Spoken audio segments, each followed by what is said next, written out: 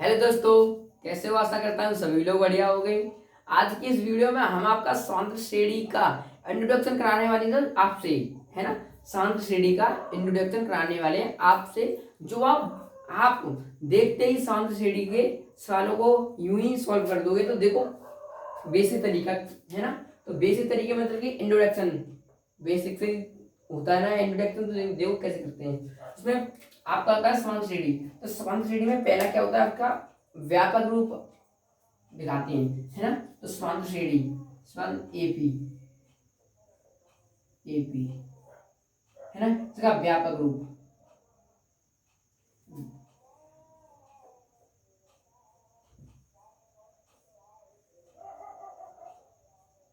व्यापक रूप तो व्यापक रूप तो होता है इसका ए प्लस के डी, ए प्लस के 2D अनंत तक ए प्लस के एन माइनस के 1T। ये हो गया। अगर आपको एक बात तो ध्यान रखना है, कभी भी एपी में कुछ जोड़ते हैं कुछ घटाते हैं, एपी में कोई इफेक्ट नहीं पड़ता है, हैं? तो देखो नोट,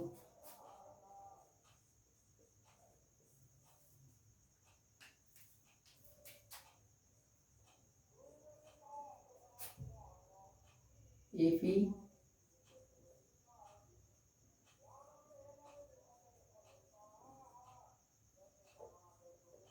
एड एंड मल्टीप्लाई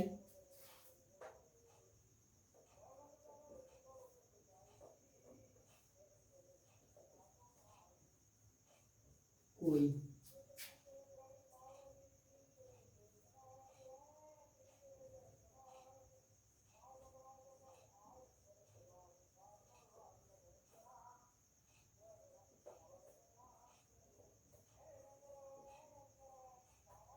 कोई फर्क नहीं पड़ता है। इसमें देखो एपी एपी लिखते हैं आपके सामने, एपी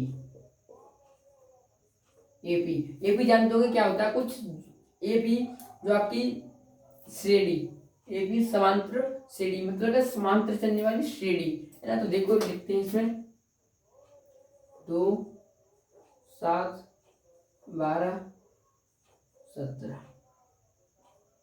और एन तक जा रही है ना, एन तक आ रही है। अब देखो इसमें आप जानते होंगे इसमें कॉमन डिफरेंस कितना है। इसमें कॉमन डिफरेंस कितना है, इसमें 5, इसमें 5, इसमें 5। आपको कॉमन डिफरेंस पता चल कि इसमें क्या है, 5। तो इसमें देखो कुछ ऐड ऐड हो रहा है, 5 ऐड हो रहा है, 5 भी ऐड है 5। तो आपको पता चल गई ये समान श्रेणी है ना। अब देखो इसे इसे भी, और देखो अभी जो ऐड वाली है, अभी देखो मैं मल्टीप्लाई क्यों किया इसमें,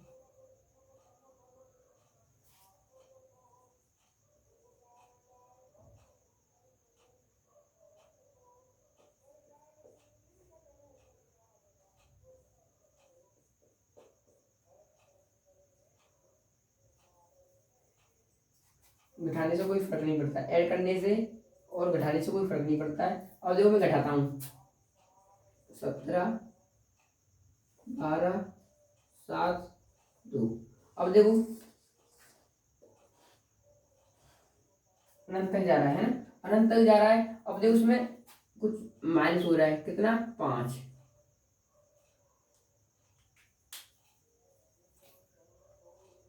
इसमें भी माइनस के 5, इसमें माइनस के 5। आपको पता चल गया जो कुछ ऐड हो रहा है ऊपरली में और नीचे वाली में कुछ माइनस हो रहा है। तो इसमें दोनों का पता चल गई, कुछ ऐड करना या कुछ घटाना कोई फर्क नहीं पड़ता, वो एपी में ही रहता है ना। तो आपका एपी हो गया। अब देखो इसमें एपी, अब इसमें एपी में क्या होता है, इसका सूत्र निकालते हैं। एपी के सूत्र क्या होते हैं, तो एपी के सूत्र होते हैं आपके पास, एक होता है एस एन और होता है ए एन। एस एन मतलब कि योगफल, कभी ये योगफल पूछे तो आपको ए वाला लगाना फॉर्मूला, कौन सा, एन अपॉन में 2 ए प्लस एन माइनस के 1 और डी, ये फॉर्मूला। और एक और देखो, और अगर कभी भी लास्ट टर्म दे रखी है और प्रथम टर्म दे रखी है तो आपको ये पता लगाना फॉर्मूला एन अपॉन में 2 ए प्लस के एन, है ना। ये हो गया। आपको ये पद पूछाएगा, कभी भी पद पूछे तो पद के लिए आपको लगाना है फॉर्मूला क्या लगाना है, तो ए प्लस के एन माइनस के 1 अपॉन में डी, आपको ये लगाना है। और कभी भी लास्ट टर्म पूछे, मतलब इसमें लास्ट टर्म में इसमें कितने टर्म है, टोटल टर्म पूछे तो टोटल टर्म के लिए लगाना है आपको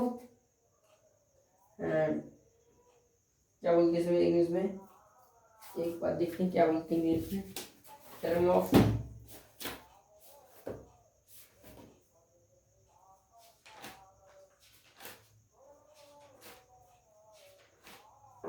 नंबर ऑफ टर्म,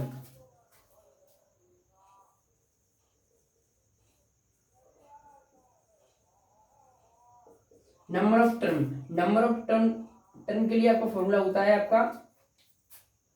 आपको होता है नंबर ऑफ टर्म के लिए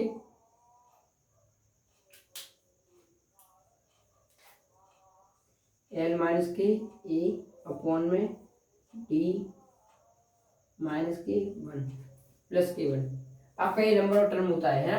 अब देखो इसमें डिनोट किससे करते हैं, वैसे ए क्या होता है, एल क्या होता है, डी क्या होता है, आपको ये देखो मैं बताने वाला हूँ। देखो कैसे करते हैं, तो ए डी और एल, है ना। ए तो ए देखो इसमें क्या है, ए आपका ए देखो इसमें प्रथम पद फर्स्ट टर्म, और देखो आपका डी क्या है, डी आपका common difference,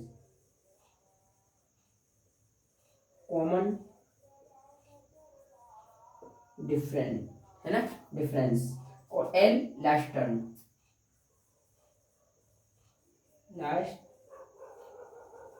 last term.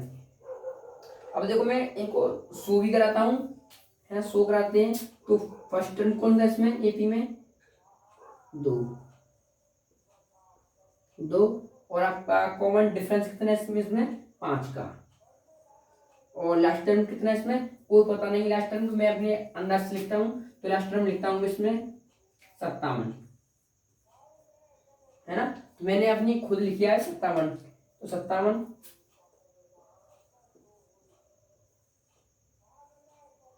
Last term 57। अब देखो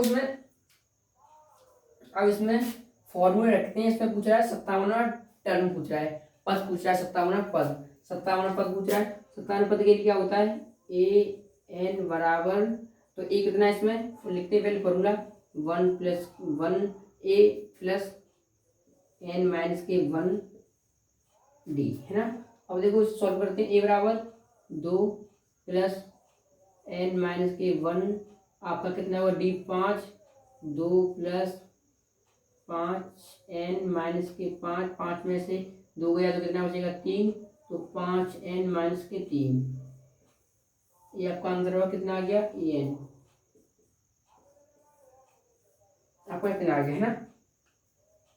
और देखो उसमें कभी आपका नंबर ऑफ टर्म पूछे, मतलब इसमें कितना टर्म है ना, इधर से लेके इधर तक 57 तक कितने टर्म है, तो टर्म बनेंगे आपके। देखो टर्म बनाने के लिए क्या लगाते हैं फॉर्मूला, टर्म के लिए लगाते हैं हम क्या लगाएंगे 57 माइनस के 2 अपॉन में डी कितना है इसमें 5 बराबर कितना हो गया 55 अपॉन 2, 5 से 5 काटे कितना हो जाएगा 11। इसमें कितने टर्म हो गए 11, और 11 टर्म में 100 कराता हूँ मैं, तो 11 टर्म कैसे बनेंगे 17 22 27 32 37 42 47 52। अब जो गिनती है 1 2 3 4 5 6 7 8 9 10 11 और एक 12, तो 12 में 1 को उठा देते हैं, इसको उठाएंगे 57 1 बन गई, है ना। कितने 57 होता है 11। इसके अलावा कितने टर्म है, नहीं इसमें एक प्लस होगा +1, कितना हो गए 12, इसमें 12 टर्म हो गए, कितने हो गए गए 12 टर्म, हमने ये देखा नहीं फॉर्मूले हिसाब से। अब कितने टर्म हो गए इसमें 12 टर्म हो गए। अब देखो इसमें आपका ये क्या बनना है, आपका क्या बनना है, रैखिक बनना है। कभी भी आपको एक, मैं अभी करता हूँ, देखो इसे इसका स्क्रीनशॉट ले, मैं आपको एक चीज सिखाता हूँ बहुत इंपॉर्टेंट है आपके लिए, वो तो वेरी वेरी मोस्ट इंपॉर्टेंट है। देखो रफ करते हैं,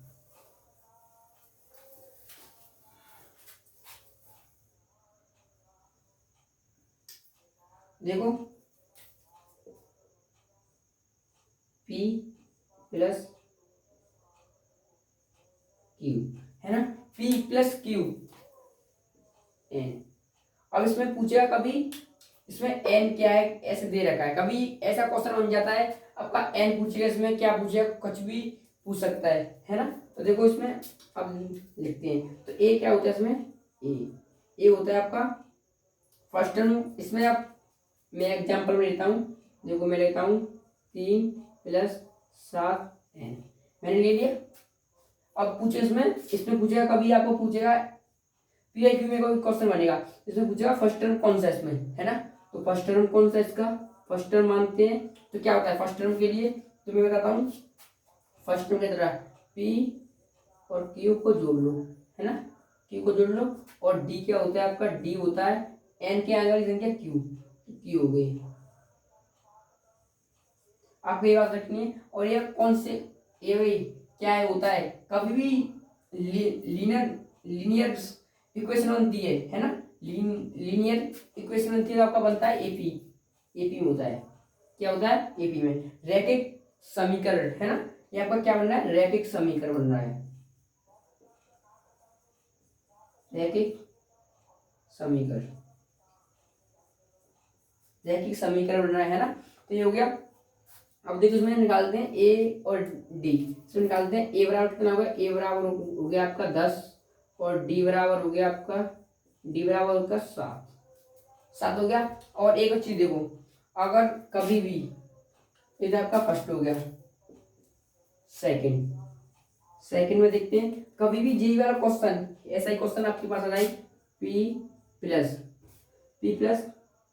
और QN स्क्वायर। अगर इसमें क्या कैसे करोगे, इसमें क्या करोगे, तो इसमें भी यही सेम रूल है होता है। तो ए बराबर कितना होता है, P प्लस के Q को जोड़ लेते हैं और आपका D होता है Q में 2 से गुणा कर देते हैं, Q में 2 से गुणा कर देते हैं है ना। एग्जाम्पल में यही लेते हैं, तो देखो यही लेते हैं, इसमें उसके लिए लगा देते हैं, लगाएंगे ए बराबर 10 है ना, और डी कितना रहेगा 7 दूनी 14। तो आपका ये हो गया है, दोनों चीज आपको समझ में आ चुकी होंगी। तो आपके बेसिक के लिए, आपके लिए ये वाले वेरी वेरी मोस्ट इंपोर्टेंट चीजें बेसिक के लिए। तो आपको बेसिक बनाने के लिए अपनी स्वान स्टडी के लिए ये वाला चैप्टर अच्छे से करना है। और मैं आगे अपनी वीडियो अपलोड भी करने वाला हूं, तो अगर आप वीडियो अच्छी लगे तो लाइक करें, चैनल को सब्सक्राइब करें और बेल आइकन को प्रेस करें। Thank you.